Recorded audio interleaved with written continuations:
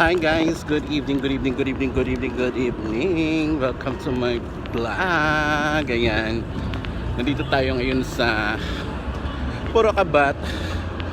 Papunta tayo sa bahay ng friend ko. And kung natatandaan nyo to guys, or kung naaalala nyo, or kung napanood nyo na yung isa kong friend, yung isa kong kaibigan na nag-vlog dito, and kinontent niya tong lugar na to, nasabi niya na marami daw nagbebembangan dito sa bembangan dito sa parking lot na to. Pero yun nga lang is maaga-aga pa ngayon, kaya siguro hindi ko alam. Pero ito yung ito yung tinuturo nilang lugar na parking lot na meron daw mga nagbebembangan, but I'm not sure I'm not sure. Dahil hindi naman ako taga rito, pumapasya lang ako dito sa bahay ng kaibigan ko, so wala akong alam. And by the way guys, dito sa lugar na to is marami talagang susumba. But since medyo maaga pa, alas 6 pa lang kasi ng gabi, pero masyado nang madilim dahil nga winter na ngayon, kaya mabilis bumagsak ang dilim. So alas 6 pa lang po ngayon. Actually mag-aalas 7 na, 6:30 like that. So pag ganitong tuwing winter na guys, madali na siyang magdilim. So maya maya siguro meron ng mga magsusumba dito. Marami yan guys, marami. Tawag yan, grupo-grupo silang dito, nagsusumba. So by by group yung mga nagsusumba dito. So mamaya pag nadaanan natin sila ulit, ipapakita ko sa inyo yung mga taong nagsusumba. So yun lang. Ito yung ito yung sinasabi ng mga kaibigan kong mga vlogger din, na dito daw yung mga maraming nagbebembangan. Tama ba? So ayun, but yun na nga, sabi ko hindi ako sure dahil hindi ko naman alam, dahil hindi naman po talaga ako taga rito, and pumapasya lang ako dito sa mga kaibigan kong nakatira dito. And mostly talaga guys, sa mga kaibigan ko taga dito, kaya dito ako gumagala. Ayan, so napakalaki ng parking lot na yan, kaya siguro may mapapwestuhan yung mga tao dyan, lalo na yung mga ibang lahi. Mostly talaga guys ibang lahi, so hindi ko alam about sa mga Pilipino, and wala na rin naman akong pakialam kasi personal na nila yon. Kung ano man yung gusto nila mangyari sa buhay nila, kung hindi sila marunong mag-ingat, nasa kanila na yon. So ayan, medyo malapit na tayo sa bahay ng aking friend, and padadaanan na natin guys ang mga bukas na night market ngayon. So may nadaanan tayong isa, pero hindi ko lang na-start yung mag-vlog doon. So etong madadaanan nating isa is bukas na siya, and I think 3 weeks o 1 month na ngayong bukas tong night market na to. Medyo mas gumanda siya ngayon. I-compare siya last year.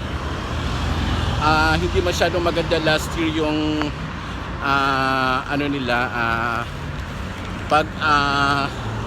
pag-arrange nila sa mga kakani-kanilang mga store. But ngayon ay nakita ko na mas okay siya ngayon, mas maganda siya ngayon. So ayan, nandito tayo sa mga, ayan, may mga watawat guys. So nandito tayo dumaan sa isang hotel na malapit mismo sa aking friend kung saan siya nakatira. And eto na yung night market. Night market guys, eto yung isa sa mga malapit lang sa tinitirahan ng aking kaibigan na night market. Ayan, pakita ko sa inyo. So ayan guys, ayan yung night market, and maya maya dyan merong mga pagganap, may mga kantahan. So hindi lang natin mapapasok today ngayon dahil nga medyo nagmamadali na tayo and baka maano tayo sa sounds na naman. So ayan guys, hindi ko na napakita sa inyo ang buong kalooban ng night market, but basta yun na, bukas na, nakita nyo naman. So nandito na tayo sa mismong building ng tapat mismo ng building ng aking friend. Ayan, ganda ng building nila, parang hotel din siya. Actually guys, lahat ng mga building ganyan naman lahat, na parang hotel. Tingnan mo, ayan mga apartment yan guys. So sa baba niyan mga supermarket. Ayan.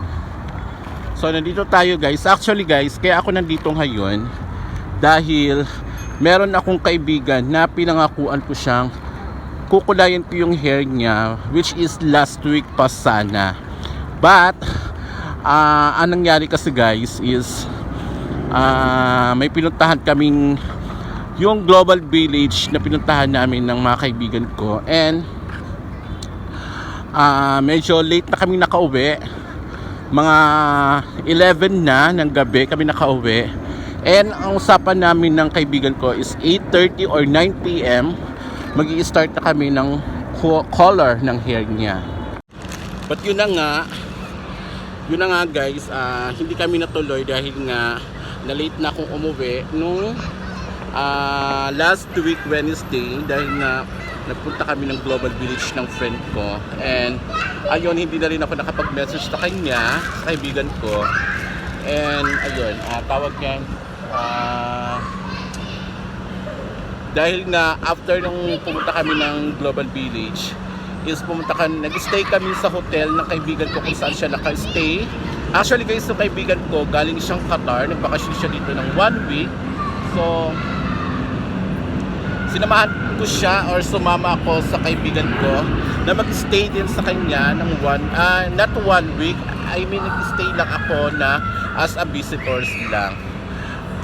Oras lang ang tinatagal ko sa pag-stay niya. Pag-stay ko sa hotel, hindi ako natutulog doon dahil nga hindi rin ako makatulog ng hindi ko bed or hindi ko bahay. So ayun, after nun, nag-inuman kami sa hotel kung saan siya mismo naka-check-in. And then after nun, after 2 hours na nag-inuman kami sa mismong hotel, bumaba kami sa mismong first floor lang na kung saan din siya naka-check-in, dahil doon may bar din doon. So may Filipino bar din doon, so doon kami nag-bar.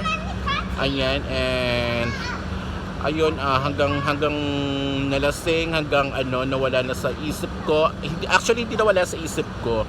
Hindi na lang rin ako nagparamdam kasi ayoko rin naman mag-color ng hair nga na nakainom na ako or lasing ako. So ayun, hindi na ako tumuloy, and ayun, hindi na rin niya ako kinausap, and I know na nagtampo siya, pero kasalanan, aminado naman ako na kasalanan ko dahil nga nag-promise ako. And actually guys, dala ko na rin talaga yung gamit ko, and eto, dala ko na naman ulit. Ayan.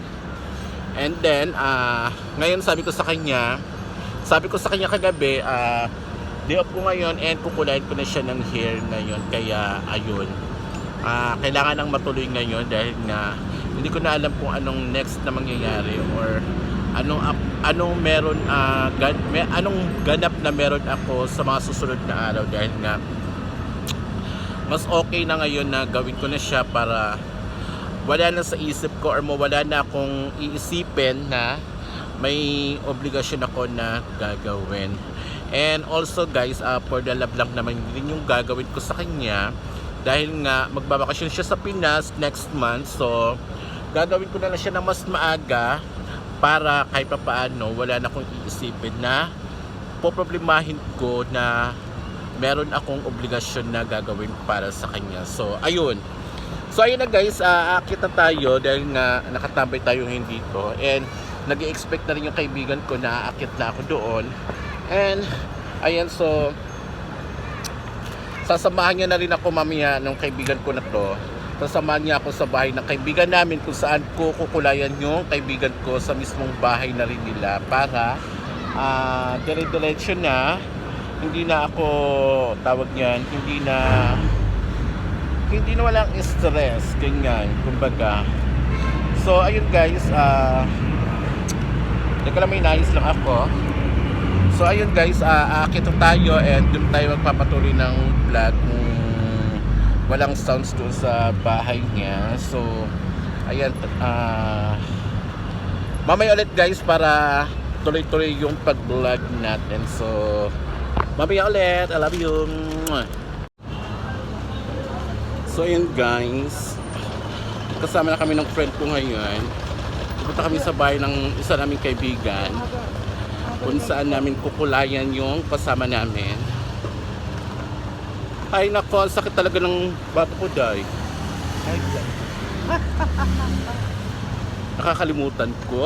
May bagong tattoo pala siya. Pakita mo yung tattoo mo, day. Ayun yung tattoo niya. First time niya magpatato. And muntikan pa daw siyang mahimatay. Kasi nga, naramdaman niya yung first time na sakit ng pagpapatato. So sabi ko sa kanya, since nasubukan niya na, hahanap-hanapin niya na at madadagdagan pa yan. Kasi the more na masubukan mo na yung isang tattoo pa lang, may inganyo ka na padagdagan kasi hanggat may bakante pa na balat na pwedeng matatuan, mapapatatuan pa yan. Kahit naman ako, kaso lang, syempre yung budget, hindi natin afford naman, kaso lang, syempre mas may dapat tayong unahin na pang sarili natin, diba? So ayun, pag siguro naka tipid-tipid or nakaipon-ipon, kung makaipon man, magpapatato ako ulit sa part ng likuran ko or sa part dito rin ng kamay ko kasi nakakainggit kahit alam mong meron ka na, pero parang gusto mong magkaroon ulit ng mas gusto mong design. Kasi yung mga design ko dito sa mga tattoo ko is parang hindi ko na pag-isipan. So next time pag nagpatattoo ako, gusto ko yung talagang choices ko na at talagang gusto ko, and gusto ko pag nagpatattoo ako yung makikita talaga na hindi patago, kasi useless naman na magpapatato ka tapos tago lang naman sa katawan mo, parang wala ring pinagbago. So pag nagpatato ako ulit, gusto ko yung nakikita na ng mga tao, para kunyari astig ka pero matatakotin ka pala in the real life. Ganon, kasi hindi naman lahat ng may tato masasabi nating may bisyo or adi, kasi yun ang tingin ng mga tao, di ba? Pag ang tao maraming tato, meaning para sa kanila is may bisyo ka or adik ka or mga ganyang ano ka, sadista ka or matapang kang tao, ganon. Pero hindi nila alam is ang tato is fashion lang, and hindi ibig sabihin na madumi sa balat, kasi ang tato talaga guys, depende yan sa tao kung alam mong bagay sa'yo or hindi. Depende rin yan sa balat mo. Okay, so ayan guys, nandito na kami sa baba ng building ng aming friend, and tatapusin ko na yung aking vlog. So thank you so much guys, yun lang yung chika ko, and sana patuloy kayong mag-support sa mga ginagawa kong videos, sa mga ina-upload ko. And yun lang guys, thank you so much, I love you all, see you in my next vlog, bye.